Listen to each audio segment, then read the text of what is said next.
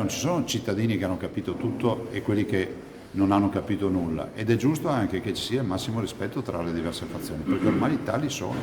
E penso che questo sia pericoloso, non solo perché qualcuno potrebbe anche uscire di scena, come abbiamo visto negli episodi di Roma, da condannare senza se e senza ma potrebbe essere ancora peggio, che questo coronavirus ci lascia degli strascichi che non saranno assolutamente gradevoli, che sono quelli di una comunità spaccata. Alla vigilia dell'entrata in vigore dell'obbligo di Green Pass sui luoghi di lavoro, il presidente Zaia non nasconde la preoccupazione per il rischio di una deriva sociale che possa sfociare in un conflitto vero e proprio.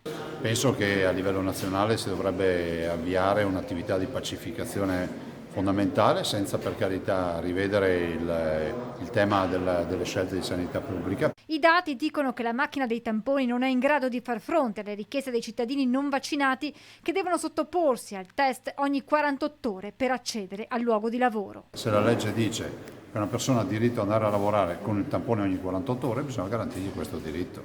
E questo non va a inficiare le scelte che hanno fatto a livello nazionale rispetto al Green Pass, ma va a consolidare un rapporto che deve essere un rapporto solido con i cittadini. Il governatore rinnova nuovamente la richiesta di dare la possibilità alle aziende di poter utilizzare autonomamente i tamponi per i propri dipendenti. Lo si è riconosciuto peraltro visto con un decreto del Ministero degli Interni per i portuali.